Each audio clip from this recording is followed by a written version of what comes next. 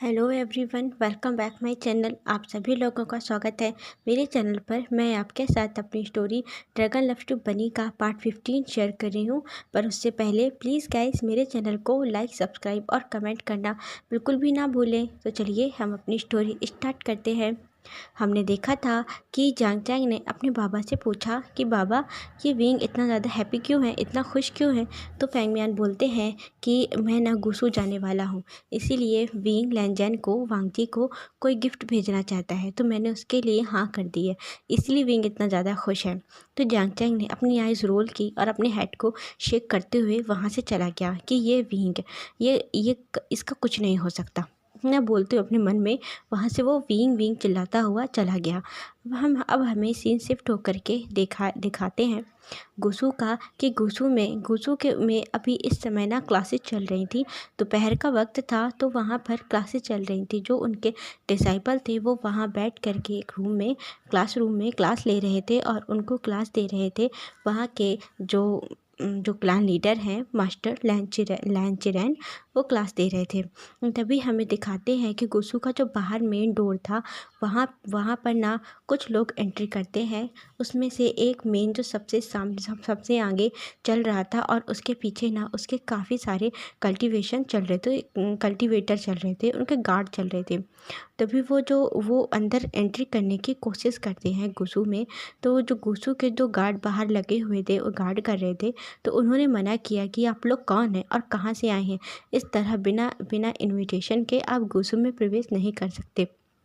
तो उसमें से जो एक मेन आगे था, उसने पूरे रेड कलर के रोब्स पहन कर रखे थे। तो उसने एक तिरछी सी स्माइल की, हंसते हुए बोलता है, एक कृपी सी हंसी हंसते हुए बोलता है कि तुम्हारी इतनी हिम्मत कि तुम मुझे रोकोगे, मुझे रोक कर दिखाओ। इतना उसने बोला, और इतना बोलते ही ना उसने अपने हाथ से उसके हाथ से एक एनर्जी निकलती है, और जिसकी वजह से उन दोनों गार्ड के ना गर्दन, गला एकदम से जैसे वो दबा रहा हो, उनकी वो खांसने लगे और वो सांस नहीं उन्हें लेते बन रही थी। तो उसमें से थोड़ा ही देर में वो दोनों वहाँ इसी तरह से तड़प तड़प कर मर जाते हैं। और इसके बाद वो हंसता है और कहता है, मुझे रोकेंगे, मुझे वैन चाओ को रोकेंगे। इतना बोल करके वो गुसू में एंटर करता है। गुसू में जाने के बाद वो एंटर करता है, और वहाँ जहाँ क्लास चल रही थी, वहाँ वो सीधे बिना किसी इनविटेशन के, बिना किसी से पूछे वो अंदर पहुँच जाता है और बोलता है, मास्टर लैंचिरैन। इतना जब उसने बोला तो लैंचिरैन की नज़र उस पर गई, और जो वहाँ पर सारे जो उनके पढ़ रहे थे स्टूडेंट, वहाँ बैठे हुए थे डिसाइपल, उन लोगों ने भी मुड़ करके देखा। तो वहाँ पर वैन चाओ था, उसने पूरे रेड कलर के रोब पहन कर रखे हुए थे, उसके हाथ में एक तलवार थी, और उसके पीछे ना उसके काफ़ी सारे डिसाइपल थे, उसके गार्ड थे, जो कि वैन चाओ अपने साथ लेकर के आया था, सिपाही थे वैन चाओ के। तो लैंचिरैन ना उन्होंने देखा, और वैन चाओ की इस बदतमीजी की वजह से उन्हें काफ़ी गुस्सा आया, क्योंकि वैन चाओ बिना किसी निमंत्रण के, बिना किसी पहले से बताए और बिना किसी से पूछे इस तरह गुसू में उसने एंट्री की थी। तभी लैंचिरैन फिर भी अपने गुस्से को शांत रखते हुए बोलते हैं कि आप यहाँ कैसे। तो जो वहंजाव है, वो बोलता है कि मैं यहाँ कैसे, मुझे पूछना चाहिए कि आपकी हिम्मत कैसे हुई कि आपने मेरे बहन भाई को बिना हमसे पूछे अपने क्लान में रखा हुआ है। तो लैंचिरैन कहते हैं कि हमने तुम्हारे बहन भाई को, कौन से तुम्हारे बहन भाई। तो जो चाव है वो हंसने लगा, वैन चाओ, और कहता है, क्या कौन से मेरे भाई, आपको नहीं पता कि वो कौन है। मेरे भाई वैनचिंग और वैनिंग, मुझे खबर मिली है, और बहुत पक्की खबर है।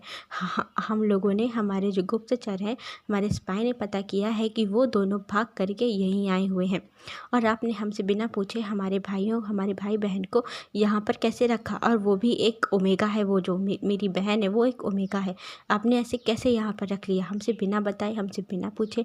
इसलिए हमें यहाँ बाबा ने भेजा है, अभी के अभी हमारे दोनों भाई बहन को हमारे साथ भेजो। तो चिरैन अपनी जगह से खड़े होते हैं, और खड़े होने के बाद उन्होंने जहाँ डिसाइपल थे वो सारे उन लोगों को इशारा किया कि तुम सब यहाँ से चले जाओ। वो तो सभी लोग उन्हें बो करते हैं, और वहाँ से वो एक एक करके सारे डिसाइपल वहाँ से चले गए। इसके बाद ना जो चिरैन है वो उतर के नीचे आते हैं और जो वेंचाओ के बराबर से खड़े होते हुए बोलते हैं कि हमने तुम्हारे बहन भाई को अपने यहाँ नहीं रखा है।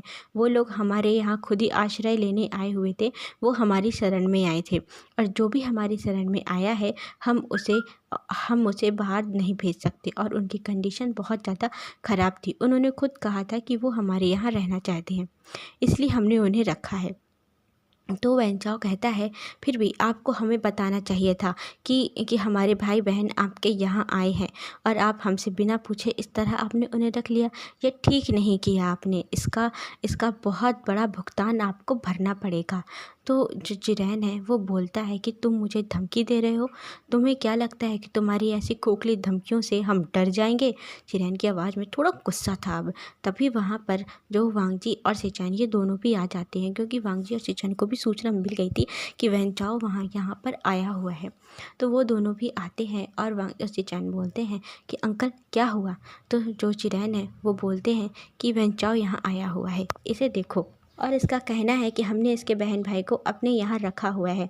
तभी सिचैन ना बहुत आराम से वेंचाओ की तरफ देखते हैं और बोलते हैं कि वेंचाओ ऐसा कुछ नहीं है, हमने तुम्हारे बहन भाई को अपने यहाँ रखा हुआ नहीं है। वो खुद ही कल रात यहाँ आए थे और हमसे आश्रय मांग रहे थे, इसलिए हमने उन्हें अपने यहाँ रखा है। वो हमारी शरण में आए थे और ये हमारा फ़र्ज़ बनता है कि जो भी हमारी शरण में आया है तो हम उसकी मदद करें और हम उसकी रक्षा करें। तो वेंचाओ ने अपना एक हाथ हिलाते हुए बोलता है कि मैं कुछ नहीं जानता, मुझे ये सब मत सिखाओ, मुझे बस मेरे बहन भाई चाहिए। अभी के अभी वेंचिंग और वेंडिंग को मेरे सामने ला करके खड़ा करो। ये सारी बातें सुन करके ना वहाँ खड़े वांगजी को बहुत गुस्सा आ रहा था। उसको अभी लग रहा था, अभी उसका मन कर रहा था कि अभी के अभी इस अपनी तलवार निकालूं और इस वेंचाओ की ज़बान काट दूं। कितनी कड़वी ज़बान है इसकी, कितनी बदतमीजी से बात कर रहा है मेरे अंकल और ब्रदर से। वांगजी को ना इतना ज़्यादा गुस्सा आ रहा था। तभी पीछे से आवाज़ आती है, जो कि एक लड़की की आवाज़ थी, जो वेंचिंग थी। वेंचिंग आकर के बोलती है कि हम यहाँ हैं, बताओ क्या चाहिए तुम्हें हमसे। तो वेंचाओ ने पीछे घूमा और देखा तो वो पीछे जा कर के बोलता है, क्रीपी सी स्माइल से देखते हुए बोलता है कि वेंडिंग तुम लोग यहाँ हो, तुम लोगों ने ये ठीक नहीं किया हमारे क्लान से भाग करके। तुम्हारी इतनी हिम्मत कि तुम दोनों बागी बन गए, तुमने हमारे क्लान वालों को धोखा दिया, तुमने मेरे बाबा को धोखा दिया। अब चलो, अभी के अभी चलो तुम हमारे साथ। तो वेंचिंग कहती है कि नहीं, हम कहीं नहीं जाएंगे तुम्हारे साथ और हमारा अब उस क्लान से कुछ भी लेना देना नहीं है। उस क्लान में जो कुछ भी हो रहा है वो बहुत गलत है, बहुत ज़्यादा गलत है और इसमें हम तुम्हारा साथ नहीं दे सकते। तो वेंचाओ कहता है, ओह तो इसका मतलब तुमने यहाँ सबको बता दिया होगा। अपनी अपनी गर्दन को तिरछे करते हुए उन तीनों की तरफ देखते हुए बोलता है।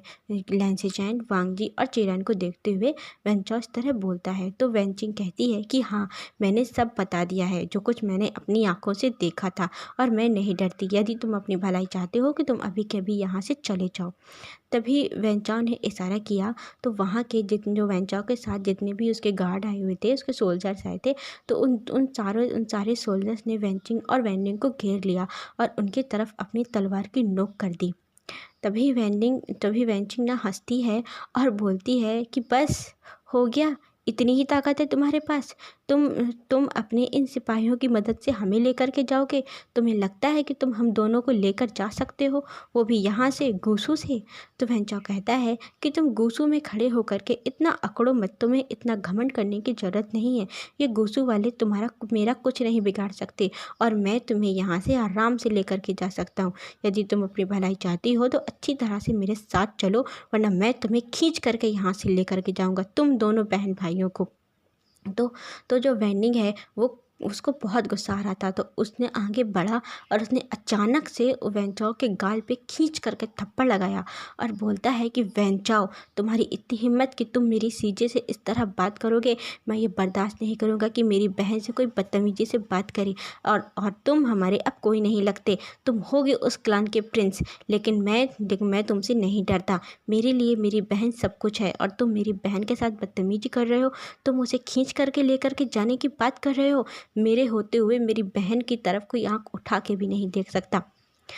तो वेंचाओ को बहुत ज़्यादा गुस्सा आया और उसने तुरंत मुड़ा और घूम करके उसने वेन्निंग की गर्दन बहुत तेज़ी से पकड़ ली। तभी ना एक तलवार आती है और एक तलवार ब्लू लाइट आती है उस तलवार से, और जो जो वेंचाओ है उसे बहुत ज़ोर से झटका लगता है, उस लाइट से बहुत ज़ोर से झटका लगता है, जिससे कि वो एक कदम पीछे हो गया और जो उसने वेन्निंग की गर्दन छोड़ दी। और वो ब्लू लाइट जा करके वो सारे गार्ड्स थे जिन्होंने वेन्निंग और वेंचिंग के ऊपर तलवार अभी भी तलवार की नोक करके खड़े हुए थे, तो उनके हाथों से भी वो तलवार गिर जाती है, क्योंकि वो उन लोगों को भी बहुत ज़ोर का झटका लगा था, जिसकी वजह से वो लोग पीछे पिछल गए। वो जो ब्लू लाइट थी। तभी वांग जी कहता है कि अपनी भलाई चाहते हो कि अभी के अभी यहाँ से चले जाओ, और वेन्निंग और वेंचिंग और वेन्निंग अब ये दोनों बहन भाई हमारी शरण में है और इनकी रक्षा करने की जिम्मेदारी हमारी है, गूसो वालों की है, और हमारे होते हुए तुम यहाँ से इन्हें लेकर नहीं जा सकते, बिल्कुल भी नहीं। और तुम यदि चाहते हो कि तुम यहाँ से जिंदा जाना चाहते हो तो अभी के अभी यहाँ से चले जाओ, वरना अच्छा नहीं होगा। तो वेंचाओ ने वांग जी की तरफ देखा तो वांग जी की वो इतनी ज़्यादा डीप वॉइस और उसमें इतना ज़्यादा गुस्सा, और उसकी आंखों से ना जैसे खून बरस रहा हो, अंगारे बरस रहे हो, उसे इतना ज़्यादा गुस्सा आ रहा था वांग जी को, क्योंकि वेंचाओ ना अब बहुत ज़्यादा कर रहा था, बहुत ज़्यादा उनके यहाँ आ करके उन्हें धमकी दे रहा था। तो वेंचाओ ने इतना ज़्यादा गुस्सा देखा, फिर उसने सिचैन की तरफ देखा तो सिचैन भी इस समय गुस्से में ही थे, उन्हें भी बहुत ज़्यादा गुस्सा आ रही थी, क्योंकि वो भी एक लाइकन है, वो आखिरकार अपने गुस्से को कब तक कंट्रोल कर सकते हैं। तभी सिचैन ना जेबो जो अपनी डीप वॉइस में बोलते हैं थोड़ी गुस्से भरी आवाज़ में कि वेंचाओ यहाँ से चले जाओ, तुम्हारे लिए अच्छा नहीं होगा। वेन्निंग और वेंचिंग अब ये तुम्हारे कुछ नहीं लगते, ये हमारे क्लान्स के मेंबर हैं और हम अपने क्लान के मेंबर के लिए कुछ भी बर्दाश्त नहीं करेंगे, कुछ भी नहीं। जहाँ से तुम जा सकते हो, यदि तुम्हें जिंदा जाना है तो अभी चले जाओ, और यदि तुम्हें अपने हाथों और तुम्हें अपने पैरों पे नहीं जाना तो भी हमें तुम बता सकते हो। तो वेंचाओ ना इन दोनों को देख करके तो डर गया, और वो वहाँ से कहता है, जाते हुए बोलता है कि ठीक है, अभी तो मैं यहाँ से जा रहा हूँ, पर तुम लोगों ने ये ठीक नहीं किया। तुम लोगों ने हमारे बहन भाई को यहाँ पर बहका कर रखा हुआ है, उन्हें ना जाने कैसी उल्टी पट्टी पढ़ा दी है, ठीक नहीं किया। हम बहुत जल्द वापस आएंगे, इन सब का भुगतान ना तुम लोगों को भरना पड़ेगा। इतना बोलते हुए वेंचाओ वहाँ से अपने सारे सिपाहियों को ले करके चला गया। जो वेंचिंग और वेन्निंग है वो दोनों आए, और वेंचिंग कहती है, वेन्निंग तुम ठीक हो ना? तो वेन्निंग कहता है, हाँ सीजे मैं ठीक हूँ, आप ठीक हैं? तो वेन्निंग ने वेंचिंग ने हाँ में सर हिलाया। तभी ना चिरैन कहते हैं कि तुम दोनों अब यहाँ पर आराम से रह सकते हो, अब कोई नहीं आएगा तुम्हें परेशान करने के लिए। तो वेंचिंग और वेन्निंग ने उन्हें वो किया, उन तीनों लोगों को, और वेंचिंग कहती है, धन्यवाद, आप लोगों का बहुत बहुत धन्यवाद कि आप लोगों ने हमारी मदद की। हमें पूरा यकीन था कि आप लोग हमारी मदद करेंगे, अब हम यहाँ पूरी तरह से सुरक्षित हैं, ये मैं समझ गई हूँ। तो इतना बोल के वेंचिंग वहाँ से चली गई। भी ना वांग जी कहता है कि अंकल, मुझे लगता है कि ये लोग जो कह रहे थे बिल्कुल सही है, और कल से लेकर आज तक मैंने इन पर नज़र रखी है, और अभी तक मुझे ऐसा कुछ भी देखने को नहीं मिला है जो कि गलत हो। तो जो सिचैन है वो बोलते हैं कि हाँ वांग जी, कोई बात नहीं, मुझे पूरा यकीन है कि ये दोनों गलत नहीं है, और वेंचाओ की इस हरकत की वजह से जब वेंचाओ यहाँ आया है, इससे मुझे लगता है कि ये दोनों बिल्कुल सही हैं। इसके बाद अब यहाँ से सीन शिफ्ट होता है, और हमें सीन शिफ्ट होकर के 5 दिन बाद का दिखाया जाता है। गूसू में एक मीटिंग चल रही थी, और उस मीटिंग में दूसरे क्लान के सारे क्लान लीडर आए हुए थे। वहाँ पर बाकी क्लान क्लान लीडर बैठे हुए थे, और जो मेन बीच में बैठे थे लैन चिरैन, और दो रो लगी हुई थी। उन दो रो में एक साइड बैठे हुए थे जिन गोंगशान, उनके लिए भी बहुत बड़ी चेयर और बहुत ही अच्छे से उनका स्वागत किया गया था। वहाँ पर चेयर पड़ी हुई थी, उसमें बैठे थे जिन गोंगशान, नी मिंगजुए, जियान फेंगमियान, और भी जो छोटे छोटे क्लान के लीडर थे वो लोग भी वहाँ बैठे हुए थे। तभी ना जो लैन चिरैन है वो बोलते हैं कि हमें कुछ घटनाओं का पता चला है, और हमारे यहाँ जो वेंचिंग और वेन्निंग, जो वैन क्लान के लोग हैं, वो लोग यहाँ आए हुए हैं, और उन्होंने भी काफ़ी कुछ बताया है अपने क्लान के बारे में, जिससे कि मुझे लगता है कि ये सब ना ये ठीक नहीं है, और जो कुछ भी इस समय इस पूरे वर्ल्ड में हो रहा है, कुछ अलग अजीब घटनाएं हो रही हैं, पपेट जाग रहे हैं, पपेट बन रहे हैं, घोष जाग रहे रहे हैं, ये सारी चीज़ें ना रिसेंटमेंट एनर्जी से प्रभावित हैं। और कोई है जो कि रिसेंटमेंट एनर्जी को जागृत कर रहा है, नकारात्मक ऊर्जा को बढ़ा रहा है, ब्लैक मैजिक का इस्तेमाल कर रहा है। तभी जिन गोंगसान बोलता है कि वो कोई और नहीं, वो वैन रोहान है। यही है ना, सही कह रहा हूँ ना मैं? तो वह जो चिरैन ने उनकी तरफ थोड़ा शॉकिंगली देखा, सरप्राइजिंगली देखा कि इसे कैसे पता। तो जिन गोंगसान कहते हैं कि इतना सरप्राइज होने की ज़रूरत नहीं है मास्टर चिरैन, मैं जानता हूँ। हमने कुछ लोगों को भेजा था, यीलिंग भेजा था, वहाँ जा कर के पता चला कि वहाँ पर पपेट्स का बहुत बड़ा हमला हुआ है, और भी बाकी छोटे क्लान हैं जिनके ऊपर पपेट्स का और घोस्ट का हमला हुआ था, जिसकी वजह से हम लोग काफ़ी परेशान हैं। और हमारे क्लान में भी कुछ पपेट्स पाए गए हैं, और वो लोग कुछ बच्चों को और कुछ ओमेगास को ज़बरदस्ती ले करके जा रहे थे। तभी मेरे बेटे जिन जू शुआन ने उनका पीछा किया था, और उसने जा करके वहाँ उसे पता चला कि वो जो पपेट्स हैं, वो बच्चे हैं, वो लोग उन्हें ले करके वैन क्लान ले करके वो लोग गए थे। तभी से मुझे पूरा शक है उस वैन रोहान के ऊपर। शक नहीं, मुझे यकीन है वैन रोहान के ऊपर। और इस मीटिंग में इस समय वैन रोहान नहीं है, इस बात का प्रूफ है कि आप भी ये बात जानते हैं। तो चिरैन ने उसकी बात पर हाँ में सर हिलाया, नोट की, और बोलते हैं कि हाँ, बिल्कुल सही कह रहे हैं आप। जो वैन क्लान से 2 मेंबर आए हैं, वो दोनों उनके नीस और नेफ्यू हैं, वेंचिंग और वैनिंग ने भी कुछ ऐसा ही हमें बताया है, जो कि ये सारी बातें ना एक बहुत बड़े युद्ध की तरफ, एक बहुत बड़े वॉर की तरफ हमें सोचने पे मजबूर कर रही है कि एक बहुत बड़ी वॉर हो सकती है आगे चल के, जिसके लिए हमें तैयार रहना चाहिए। तो फैंगमियान कहते हैं कि वॉर, ये यदि कोई बहुत बड़ी वॉर होगी तो ये ठीक नहीं होगा, हमें चल करके पहले वैन रोहान से बात करनी चाहिए। तो नी मिंगजे कहते हैं कि नहीं, मुझे नहीं लगता कि वैन रोहान बात करने के लिए तैयार होगा। यदि उसे बात करनी होती तो वो ये सब करता ही नहीं। आपको क्या लगता है कि वैन रोहान बात करेगा? तो जो फैंगमियान है वो बोलते हैं, लेकिन हमें एक बार उससे बात तो करनी चाहिए। तो चिरैन कहते हैं कि नहीं, हमें उससे बात नहीं करनी चाहिए। हमने कुछ गुप्तचर वैन क्लान भेजे थे, और वहाँ से जाकर हमें पता चला है कि जो वैन रोहान है वो इन आयरन की शक्तियों का इस्तेमाल कर रहा है, और वो ब्लैक मैजिक का भी इस्तेमाल कर रहा है, जो कि बहुत ज़्यादा गलत है। इसीलिए हमें उस वॉर के लिए तैयार होना चाहिए। मैंने आप सब लोगों को यहाँ इसीलिए बुलाया है। तो जिन गोंगसान कहते हैं कि हम क्या कर सकते हैं, वॉर के लिए तैयारियाँ हम कैसे करें?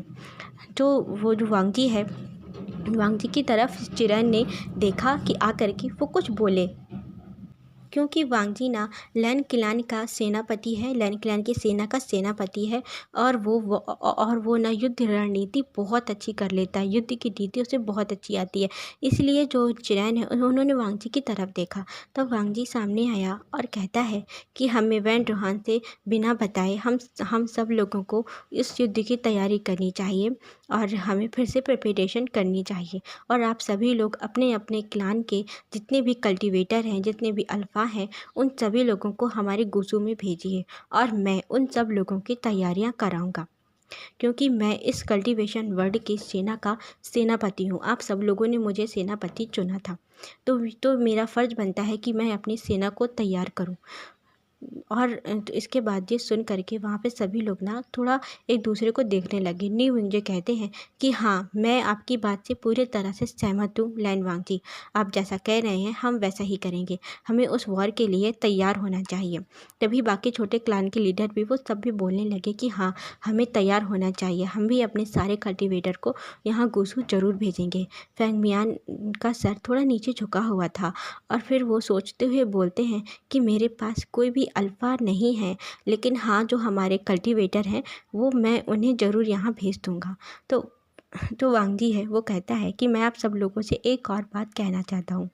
तो सभी लोग उसकी तरफ देखने लगे। तो वांग जी कहता है कि मेरा मानना है कि हमें अल्फाज को तो तैयार करना ही चाहिए, वो तो कल्टीवेटर है ही, वो अपनी प्रैक्टिस करेंगे ही, लेकिन हमें ओमेगा है उन्हें भी थोड़ा बहुत कल्टीवेशन और मार्शल आर्ट सिखानी चाहिए। यदि यदि हम सारे अल्फा उस समय युद्ध में लगे होंगे, वॉर में बिजी रहेंगे, और यदि पीछे से किसी और ने अपनी दूसरी सेना लगा करके वैन रोहान ने हमारे ओमेगास के ऊपर, हमारे बच्चों के ऊपर अटैक किया, तो वो लोग थोड़ी बहुत ही सही अपने आप को सेव कर पाएंगे। हर ओमेगा को इतना सक्षम होना चाहिए कि वो अपनी रक्षा खुद कर सके, अपनी आत्मरक्षा कर सके और अपने छोटे बच्चों को भी बचा सके। उसकी बात सुन करके वहाँ सभी लोग एकदम चुप हो गए, एकदम शांति हो गई। और जो जिन गोंगसान हैं वो बोलते हैं कि नहीं, ओमेगास कल्टीवेशन के लिए नहीं बने, ओमेगास वार के लिए नहीं बने। ओमेगास का वो तो घर पे रहते हैं, वो तो बहुत नाजुक होते हैं, और वो वॉर कैसे कर सकते हैं? तलवार का इतना भारी तलवार कितनी वजनदार होती है, उसका वेट वो कैसे उठा सकते हैं? तो वांग जी कहता है कि आप लोग उन्हें इतना कमज़ोर ना समझें, हम हैं ना, हम उनको तैयारियां कराएंगे। और उसने जियांग फैमियान की तरफ देखते हुए बोलता है कि अंकल जियांग, आपने अपने तीनों ओमेगास को युद्ध नीति और मार्शल आर्ट, कल्टीवेशन आपने सब सिखाया है ना? तो फैंगमियान ने हाँ में सर हिलाया कि हाँ, मैंने अपने तीनों बच्चों को सब सिखाया है। तो वांग जी कहता है कि आप अपने उन तीनों बच्चों को यहाँ गुसू भेजिए, और बाकी आप सब लोग भी अपने सारे ओमेगास को गुसू भेजिए। और हम लोग, वो आपके जो तीनों बच्चे हैं, और जो यहाँ से जो ओमेगा वेंचिंग वो आई है, वो चारों लोग मिल करके उन सारे ओमेगास को कल्टीवेशन और मार्शल आर्ट सिखाएंगे, अपनी आत्मरक्षा करना सिखाएंगे। आप अपने तीनों बच्चों को यहाँ ज़रूर भेजिएगा। उसकी बात सुन करके सभी लोगों ने उसकी बातों पर नोट किया, और नीमुंजे कहते हैं कि हाँ, वांग जी की सोच ये बिल्कुल सही है कि हमें अपने ओमेगास को भी थोड़ा बहुत मार्शल आर्ट और उन्हें उनकी आत्मरक्षा करना सिखानी चाहिए, क्योंकि यदि हम सब लोग वॉर में बिजी हो गए, और वॉर कितने लंबे समय तक चलेगी ये नहीं कहा जा सकता। इसके बाद ना सभी लोगों ने उसकी बात पर नोट किया। चिरैन कहते हैं, वांग जी, मुझे बहुत खुशी है, तुमने ये एक बहुत अच्छी सलाह दी हम सब लोगों को, तुमने बहुत अच्छा किया। हम ज़रूर तुम्हारी इस बात पर अमल करेंगे, और हम सब लोग इसको मानेंगे भी। फैंगमियान खड़े हुए और बहुत ही हैप्पीली होते हुए बोलते हैं कि हाँ वांग जी, मैं अपने तीनों बच्चों को ज़रूर यहाँ भेजूँगा। मेरे तीनों बच्चे बहुत अच्छे कल्टीवेटर हैं, बहुत ही अच्छे, और वो इस वर्ल्ड के ओमेगा को अपनी आत्मरक्षा करना सिखाएंगे, वो बहुत अच्छे से सिखाएंगे, और उन्हें खुशी भी बहुत ज़्यादा होगी। मुझे भी बहुत खुशी हो रही है। वांग जी ने उनकी बात पर नोट किया। इसके बाद यहाँ से सभी लोग चले जाते हैं, और जो जाने के बाद ना फैंगमियान रुके हुए थे। तो चिरैन कहते हैं कि क्या बात है फैंगमियान, आपको कुछ और भी कहना है? तो फैंगमियान कहते हैं कि हाँ, मुझे कुछ कहना है, पर मुझे लैंड वांग जी से बात करनी है। तो वांग जी आगे आया और बोलता है, हाँ कहिए अंकल, आपको क्या कहना है? तब वो आगे आए और उन्होंने अपने जो उनका चॉन्चिंग पाउच था, जो भी कहते हो वो पाउच जिसके अंदर सारी चीज़ें समा जाती हैं, उस पाउच को से चॉन्चिंग ही बोलते हैं। वो पाउच को निकालते हैं। उस पाउच से उन्होंने एक बॉक्स निकाला। वो वुडन का बॉक्स था, लकड़ी का बॉक्स था। तो उन्होंने वांग जी की तरफ बढ़ाया। कहते हैं, ये वांग जी तुम्हारे लिए है। तो वांग जी कहता है कि इसमें क्या है? तो कहते हैं कि मुझे नहीं पता, ये तुम्हें ना वीइंग ने दिया है, और उसने कहा था कि उसकी तरफ से गिफ्ट है तुम्हारे लिए। तो मैं ये कैसे भूल सकता हूँ, और यदि मैंने तुम्हें नहीं दिया तो वीइंग के गुस्से का सामना करना पड़ेगा।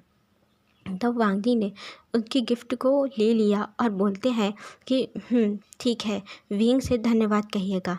तो जो फैंगमियान है वो स्माइल की, और उसकी बात पर नोट किया। फिर चिरैन को वो करते हुए बोलते हैं कि ठीक है, अब मैं चलता हूँ। हम लोगों को कल ही अपने सारे कल्टीवेटर को यहाँ भेजना है, और मुझे अपने तीनों ओमेगा को भी। तो चिरैन ने उनकी बात पर नोट किया। इसके बाद वो भी वहाँ से चले जाते हैं, और वांग जी उस बॉक्स को ही देख रहा था कि इसके अंदर क्या होगा। वांग जी सोच रहा था। तभी ना वांग जी ने अपने अंकल और ब्रदर को वो किया, और वो वहाँ से चला गया। सिचान कहते हैं, वांग जी रुको, मैं भी आ रहा हूँ, मुझे भी देखना है कि तुम्हारे इस बॉक्स में क्या है।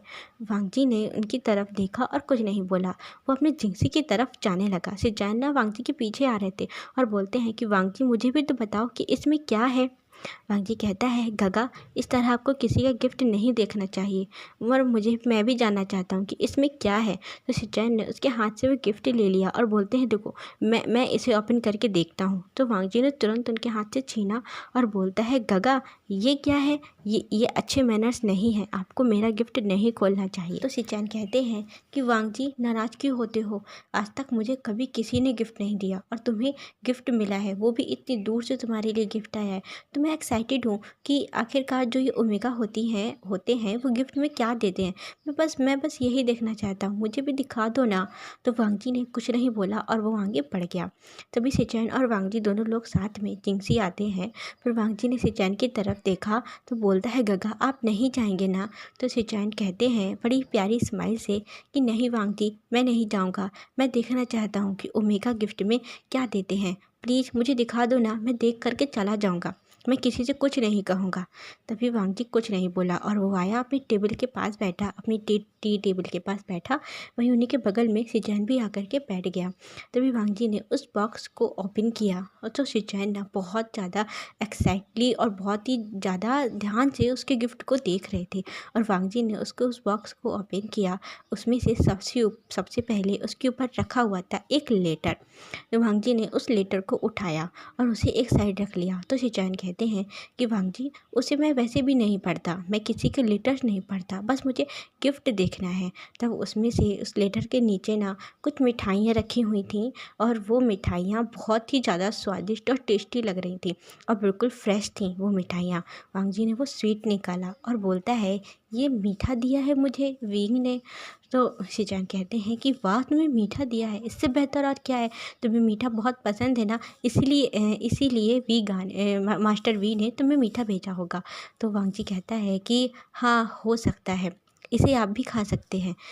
और फिर उस मीठा जब उसने निकाल कर के अलग रखा तो उसके नीचे एक रेड कलर का रिबन रखा हुआ था और उस रेड रिबन के साथ में एक ना जेड की बनी हुई उसमें हेयर एसेसरीज भी रखी हुई थी, जो कि पूरे जेड से बनी हुई थी और बहुत ही खूबसूरत डिज़ाइन था उसका, जो कि हेयर में लगाते हैं वो हेयर एसेसरीज थी और वो लोटस के डिज़ाइन की बनी हुई थी और वो रेड रिबन उसमें रखा हुआ था। वांग जी ने उन गिफ्ट को देखा और वो जो रिबन था वो बहुत ही ज़्यादा खूबसूरत और रेशमी रिबन था, बहुत सुंदर लग रहा था और वो रेड कलर बिल्कुल वैसा ही रेड कलर का रिबन था जैसा विंग अपने हेयर में लगाता है। जब विंग जा रहा था ब्लैक कलर के रोब्स पहन के आया था, उस वक्त उसने अपने हेयर में वैसा ही रेड रिबन लगाया हुआ था जैसा उसने अभी उस बॉक्स में वांग जी को भेजा है। जब शिनचैन ने ये देखा और वांग जी ने, तो वो दोनों लोग उस रिबन को देख रहे थे। वांग जी कहता है, ये रिबन क्यों दिया है विंग ने। शिनचैन कहते हैं, ये रिबन ही नहीं, तुम्हें ये देखो एसेसरीज भी दी है, ये कितनी ज़्यादा सुंदर है, कितनी खूबसूरत है, इसकी डिज़ाइन भी कितनी ज़्यादा सुंदर है और देखो वांग जी, पूरे प्योर जेड की बनी हुई है।